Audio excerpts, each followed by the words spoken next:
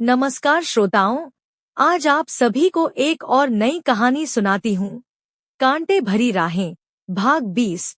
आप सभी से अनुरोध करती हूँ कि हमारे चैनल को लाइक करें, शेयर करें, कमेंट्स और सब्सक्राइब कीजिए ताकि मुझे प्रेरणा मिलती रहे और आप लोगों को और भी नई कहानी सुनाती रहूं। सासू माँ सरोज देवी कहती है, बेटा, अहंकारी तथा अज्ञानी लोगों को इस बात की एहसास नहीं होता कि यह गलत कह रहे हैं या सही।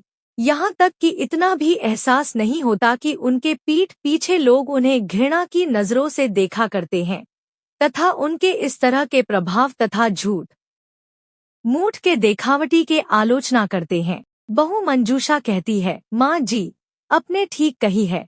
हमारे गांव में कमलेश जी है। पहले तो कभी पुलिस में सिपाही की नौकरी करते थे। 5-6 साल के बाद में उन्हें प्रमोशन मिला तो कंधे पर स्टार लग गई, वह ऑफिसर बन गए। समय के साथ साथ उनके मन में अहंकार आ गया। गांव वालों से बात तक नहीं करते, कहते हैं कि इस गांव में मेरे लायक कोई भी नहीं कि उनसे बात करूं। सारे के सारे अनपढ़ और गंवार है।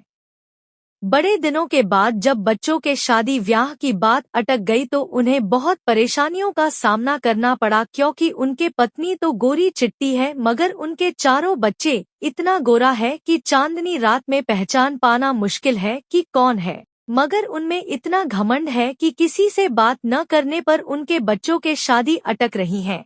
उनका कहना है कि बेटी का बाप है तो क्या किसी से झुककर बात क्यों करना। हमारे बेटियां कैसा भी क्यों न हो, किसी को पसंद आएगी तो ठीक है, नहीं तो कोई बात नहीं। उनके शादी नहीं होगी तो भी कोई बात नहीं, मगर किसी लड़के वालों के सामने नहीं झुकना।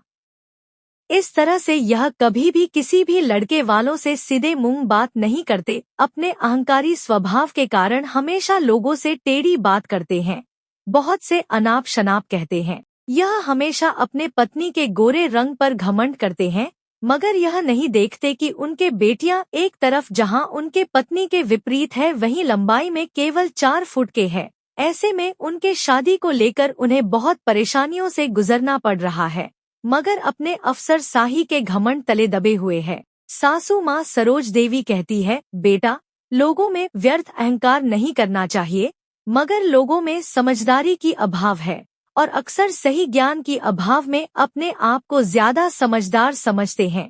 उन्हें दिन दुनिया के खबर नहीं है। उन्हें इतना भी नहीं पता कि उनके खुद के दुनिया से भी आगे कोई दुनिया है। उन्हें केवल यही समझ है कि उनके परिवार से आगे कोई दुनिया नहीं है। एक बात और है कि अहंकारी लोग किसी के नहीं सुनते। जैसे कि लंका के रावण था, किसी के नहीं सुनते थे। अगर सुनते तो राम और रावण के बीच युद्ध नहीं होता, रावण का पतन नहीं होता। महाभारत काल में दुर्योधन भी बहुत घमंडी था। अपने घमंड के चलते कृष्ण भगवान के द्वारा दिए गए शांति प्रस्ताव को ठुकरा दिया था और बाद में कुरुक्षेत्र में कौरवों और पांडवों के बीच में महासंग्राम हुआ था, जिसमें दोनों पक्षों के ओर से लाखों लोगों की मृत्यु हुई थी। प्रचंड घमंडी राजा कंस भी अपने अहंकार के कारण कृष्ण भगवान के हाथों मारा गया था। अहंकारी हिरण्यकश्यप के मृत्यु नरसिंह भगवान के हाथों में हुआ था। मगर इतना कुछ जानने के बाद भी हम में से बहुत से लोग अपने घमंड के चलते इन सब सच्चे बातों को नजरअंदाज करते हुए लोगों से दुर्व्यवहार करते हैं। समाप्त। कहानी के अगले भाग के लिए हमारे साथ बने रहिए। धन्यवाद।